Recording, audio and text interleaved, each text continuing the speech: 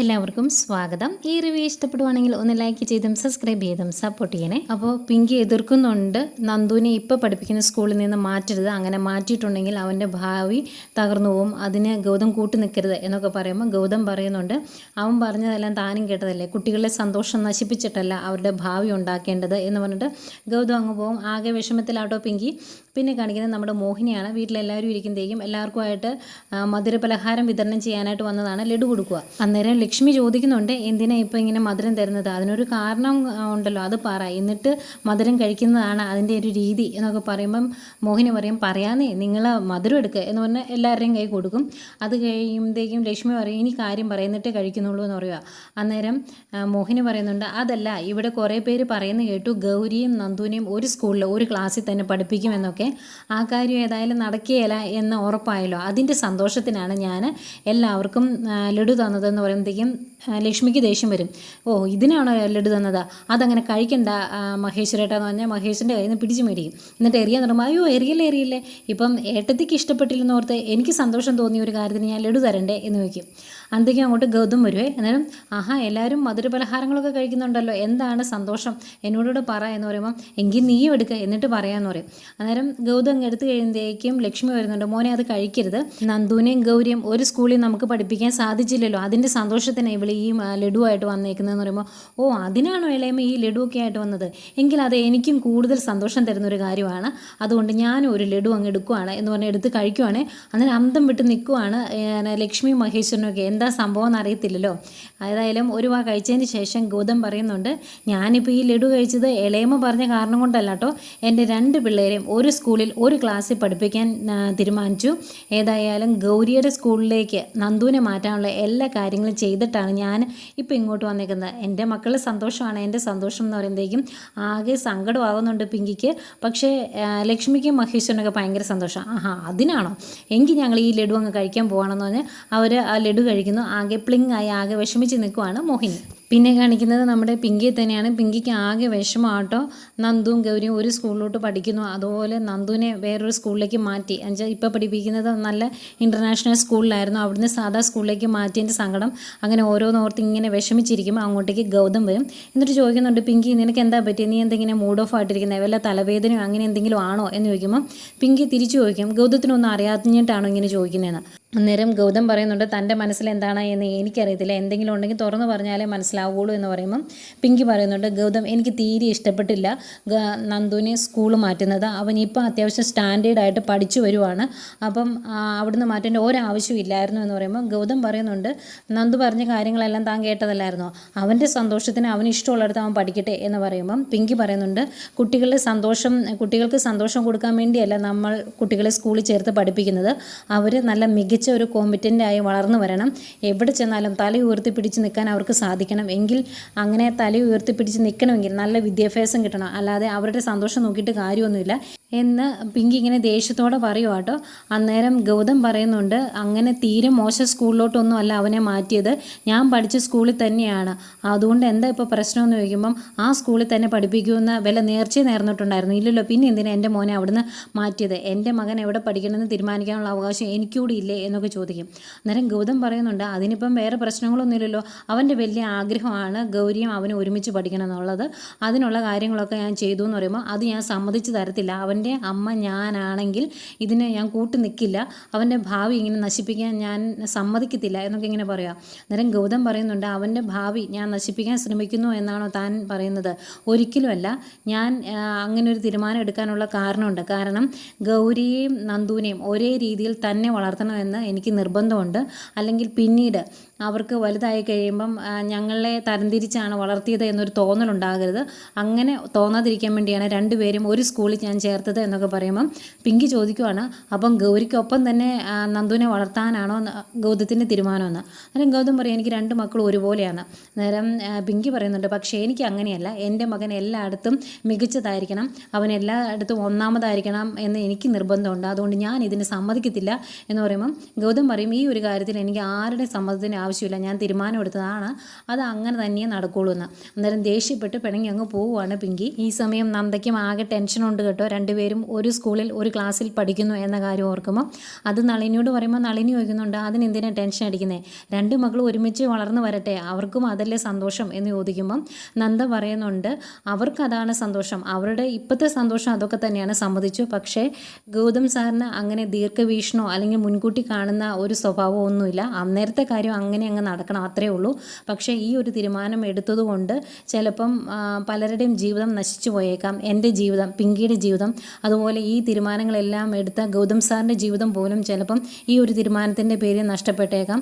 അതൊക്കെ ഓർക്കുമ്പോൾ എനിക്ക് നല്ല ടെൻഷനുണ്ട് എന്നൊക്കെ പറയുമ്പം അങ്ങനെയൊന്നും ഇല്ലെന്നേ എന്ന് പറഞ്ഞ് നളിനി സമാധാനിപ്പിക്കുന്നുണ്ട്. ഏതായാലും ഇവരിങ്ങനെ സംസാരിച്ചുകൊണ്ടിരിക്കുമ്പം തന്നെ പിങ്കി അവിടെ നിന്ന് വിളിക്കുവേ. അന്നേരം ഫോൺ എടുക്കുന്നത് നന്ദ പറയും ഈശ്വര പിങ്കിയാണ്, ഇനി എന്തെങ്കിലും പ്രശ്നം ഉണ്ടോ പോലും എന്നിങ്ങനെ പറഞ്ഞിട്ടാണ് ഫോൺ എടുക്കുന്നത്. ഫോൺ എടുത്ത് സംസാരിക്കുമ്പം പിങ്കി പറയുവാണ് നന്ദ എനിക്ക് വളരെ പ്രധാനപ്പെട്ട ഒരു കാര്യം നന്ദയോട് പറയാനുണ്ട്, എനിക്ക് നന്ദയൊന്ന് കാണണം എന്ന് പറയുമ്പം എവിടെയാണ് വരേണ്ടത് എന്ന് നീ പറഞ്ഞാൽ മതി, എന്താ കാര്യം എന്ന് ചോദിക്കുമ്പം എനിക്ക് ഫോണിൽ കൂടെ പറയാൻ പറ്റില്ല, നേരിട്ട് കാണണം എന്ന് പറയുമ്പം എവിടെയാണെന്ന് നീ പറയാമെന്ന് പറയും. എന്നിട്ട് അവർ എന്തൊക്കെയോ പറയുന്നു, എന്നിട്ട് ഫോൺ വയ്ക്കും. ഫോൺ വെച്ച് കഴിയുമ്പോൾ നളിനി ചോദിക്കും എന്താ കാര്യം എന്ന് ചോദിക്കുമ്പോൾ പറയാം എന്ന് പറയുവാണ്. പിന്നെ കാണിക്കുന്നത് പിങ്കി നന്ദയുടെ അടുത്തേക്ക് വന്നതാട്ടോ.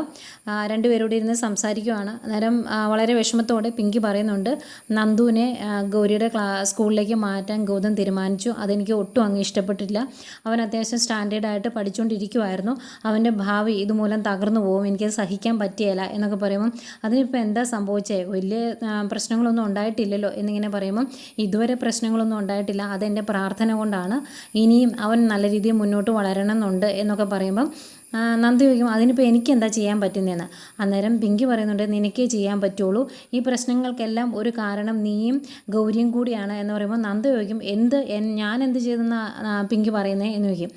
അന്നേരം പിങ്കി പറയുവാണ് നീയല്ലേ നന്ദുവിൻ്റെ സ്കൂളിൽ മോളെ ചേർക്കില്ല എന്ന് വാശി പിടിച്ചത്, അതായി ഇതിനെല്ലാം കാരണം എന്ന് പറയുമ്പം നന്ദ പറയുന്നുണ്ട് എൻ്റെ മകളെ എവിടെ പഠിപ്പിക്കണമെന്ന് തീരുമാനിക്കുന്നത് ഞാനാണ്, ആ തീരുമാനം എടുക്കാനുള്ള അവകാശം ഞാൻ ആർക്കും വിട്ടുകൊടുത്തിട്ടില്ല, അതിൻ്റെ പേരിൽ ആർക്കും അടിമയാകാനും അല്ലെങ്കിൽ അവരുടെ വേറുള്ളവരുടെ ഉപദേശത്തിനനുസരിച്ച് നീങ്ങാനും ഒന്നും ഞാൻ നിന്ന് തരത്തുമില്ല, എനിക്ക് എൻ്റേതായ തീരുമാനങ്ങളുണ്ടെന്ന് പറയുമ്പം പിങ്കി പറയുന്നുണ്ട് അതാണ് പറയുന്നത് നിനക്ക് നിൻ്റേതായ തീരുമാനങ്ങളുണ്ട്, പക്ഷേ നിൻ്റെ ആ തീരുമാനങ്ങൾ ഗൗതത്തിനെ സ്വാധീനിക്കുന്നുണ്ട്, അതാണ് പ്രശ്നമെന്ന് പറയും. അന്നേരം നന്ദ പറയുന്നുണ്ട് അതിന് എനിക്കൊന്നും ചെയ്യാൻ പറ്റത്തില്ല, നിങ്ങൾ ഭാര്യയും ഭർത്താവും തീരുമാനമെടുത്ത് നിങ്ങളുടെ ജീവിതം മുന്നോട്ട് കൊണ്ടുപോകണം, അല്ലാതെ എന്നെ അതിലേക്ക് വലിച്ചിടരുത് എന്ന് പറയുമ്പം പിങ്കി പറയുന്നുണ്ട് മനഃപൂർവ്വം കുറ്റപ്പെടുത്തിയതൊന്നും അല്ല നന്ദ, നീ പറഞ്ഞതുപോലെ തന്നെ നിൻ്റെ ഔദാര്യം കൊണ്ട് കിട്ടിയ ഒരു കസേരയിലാണ് ഞാനിപ്പം ഇരിക്കുന്നത്, ആ കസേരയില്ല എങ്കിൽ ചവിട്ടി നിൽക്കാനുള്ള മണ്ണ് പോലും എൻ്റെ കാൽച്ചുവട്ടിലില്ല, ആ ഒരവസ്ഥയിലൂടെയാണ് ഞാൻ മുന്നോട്ട് പോയിക്കൊണ്ടിരിക്കുന്നത്, എൻ്റെ ജീവിതത്തെക്കുറിച്ച് ഓർക്കുമ്പോൾ എനിക്ക് നല്ല ഭയമുണ്ട് എന്ന് പറയുമ്പം നന്ദ പിങ്കിയോട് പറയുവാണ് പിങ്കി അതോർത്ത് പേടിക്കണ്ട, ഇന്ത്യവരത്തിലേക്ക് ഒരു റീ എൻട്രി അത് ഞാൻ ഒരിക്കലും മനസ്സിൽ പോലും കണ്ടിട്ടില്ല, കാരണം എൻ്റെ മകൻ എനിക്ക് നഷ്ടപ്പെടാനിടയായ എല്ലാവരും ആ വീട്ടിൽ തന്നെയുണ്ട്, അവിടെയുള്ള പലരുടെയും തീരുമാനങ്ങൾ മൂലമാണ് എനിക്ക് എൻ്റെ മകനെ നഷ്ടപ്പെട്ടത്, അവനില്ലാത്ത ആ ഒരു വീട്ടിലേക്ക് ഞാൻ വരത്തില്ല, അവിടുത്തെ നല്ലൊരു ജീവിതം അവൻ അനുഭവിക്കാൻ കഴിയാത്ത സുഖസൗകര്യങ്ങൾ ഒന്നും ഞാനും മകളും ഇനി ഒരിക്കലും അനുഭവിക്കാനായിട്ട് അങ്ങോട്ട് വരില്ല, അല്ലെങ്കിൽ എൻ്റെ മകൻ എന്നോടൊപ്പം ഉണ്ടായിരിക്കണം, അങ്ങനെയായിരുന്നെങ്കിൽ ഞാൻ നോക്കിയേനെ എന്ന് പറയുക. അന്തേക്കും പിങ്കി പറയുന്നുണ്ട് ഇല്ല നീ വരില്ല എന്ന് എനിക്കറിയാം, പക്ഷേ അതല്ല നീ അങ്ങനെ ഒരു തീരുമാനം എടുത്താലും എന്നും എൻ്റെ മനസ്സിലൊരു നെഞ്ചിടിപ്പാണ്, അതുകൊണ്ട് തന്നെ മുടിനാരിൽ തലയ്ക്ക് മുകളിൽ തൂങ്ങിക്കിടക്കുന്ന ഒരു വാള് പോലെ നീ ഇങ്ങനെ ഇവിടെ നിൽക്കാതെ നിനക്കും മകൾക്കും അങ്ങ് ശാന്തിപുരത്തേക്ക് തിരിച്ചു പോയിക്കൂടെ, എന്നെ ഇങ്ങനെ ടെൻഷൻ അടുപ്പിക്കണമെന്ന് ചോദിക്കുക. അന്നേരം നന്ദ അതിനെപ്പറ്റി ഇങ്ങനെ അത് പറയുന്നതായിട്ട് ഇങ്ങനെ ചിന്തിച്ചിങ്ങനെ നോക്കി ഇങ്ങനെ നിൽക്കുവാണ്. അന്നേരം പിന്നെ ഇങ്ങനെ നിർബന്ധിക്കുക പറ നന്ദ ഇങ്ങനെ എന്നെ ഇങ്ങനെ ടെൻഷൻ അടുപ്പിക്കാതെ നിങ്ങൾക്ക് ശാന്തിപുരത്തിലേക്ക് ഒന്ന് തിരിച്ചു പോയിക്കൂടെ എന്നിങ്ങനെ ചോദിക്കുക കേട്ടോ. ഈ കാര്യങ്ങൾ പിങ്കി സംസാരിക്കുന്ന സമയത്ത് ഗൗതം അങ്ങോട്ട് കയറി വന്നായിരുന്നു കേട്ടോ. ഗൗതം ബാക്കിൽ നിന്ന് ഇതെല്ലാം കേൾക്കുന്നുണ്ട്. അപ്പം വീണ്ടും പിങ്കി ഇങ്ങനെ നിർബന്ധിക്കുമ്പം ഗൗതം പറയുവാണ് ഇല്ല അവൾ അങ്ങനെ ഒരു മറുപടി നിനക്ക് തരികയില്ല, കാരണം ഇങ്ങനെയൊക്കെ സംഭവിക്കും എന്ന് എനിക്കറിയായിരുന്നു, എൻ്റെ രണ്ട് മക്കളെയും എനിക്ക് കാണണം, അവരുടെ രണ്ടുപേരുടെയും വളർച്ച കണ്ട് തന്നെ അവരെ എനിക്ക് വളർത്തണം, അതിനു വേണ്ടിയാണ് ശാന്തിപുരത്തിലേക്ക് ഇനി തിരിച്ചു പോകില്ല എന്ന് ഞാൻ നന്ദയുടെ കയ്യിൽ നിന്ന് വാക്ക് മേടിച്ചത്, അതുകൊണ്ട് ഈ കാര്യങ്ങളൊന്നും ഇനി നടക്കാൻ പോകുന്നില്ല എന്ന് പറയും. എന്നിട്ട് പിങ്കിയോടായിട്ട് ചോദിക്കുന്നുണ്ട് ഈ കാര്യം ഇവിടെ വന്ന് പറയാൻ വേണ്ടിയാണോ നീ ഇങ്ങോട്ട് വന്നത്, എന്നോട് പറഞ്ഞിട്ട് നടക്കാത്തത് കൊണ്ട് നീ വളഞ്ഞ വഴി സ്വീകരിച്ചതല്ലേ, ഇതൊക്കെ ഒരു ചതിയല്ലേ പിങ്കി എന്ന് ചോദിക്കുക. അന്നേരം പിങ്കി ഗൗതം ഞാൻ എന്ന് പറയുമ്പോൾ കൂടുതലൊന്നും പറയണ്ട, എൻ്റെ രണ്ട് മക്കളും ഇവിടെ തന്നെ പഠിക്കും, അതിന് യാതൊരു മാറ്റവും ഇല്ല എന്ന് പറഞ്ഞിട്ട് ഗൗതം ഗൗതം അങ്ങോട്ട് പോകുവാണ്.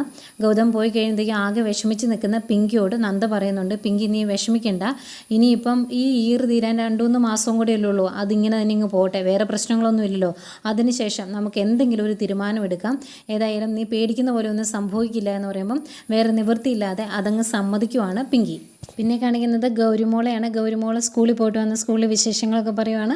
നല്ല സ്കൂളാണ്, അവിടുത്തെ കുട്ടികൾക്കൊക്കെ ഹെഡ് വെയിറ്റ് ഉണ്ടെന്ന് ഞാൻ വിചാരിച്ചത്, പക്ഷേ അങ്ങനെയൊന്നുമല്ല, എല്ലാം പാവങ്ങളാണ് എന്നൊക്കെ പറയുന്നുണ്ട്. അന്നേരം നന്ദ പറയുന്നുണ്ട്, അവർക്ക് ഹെഡ് വെയിറ്റ് ഇല്ല എന്ന് നിനക്ക് മനസ്സിലായത് നീ എല്ലാവരുമായിട്ട് സംസാരിക്കുകയും കൂട്ടുകൂടുകയും ഒക്കെ ചെയ്തുകൊണ്ടല്ലേ, അതുപോലെ എല്ലാവരുമായിട്ട് സംസാരിക്കുകയൊക്കെ ചെയ്യണം, കൂട്ടുകൂടണം, എങ്കിലേ പുതിയ കൂട്ടുകാരെ കിട്ടുള്ളൂ എന്നൊക്കെ ഇങ്ങനെ പറയുക.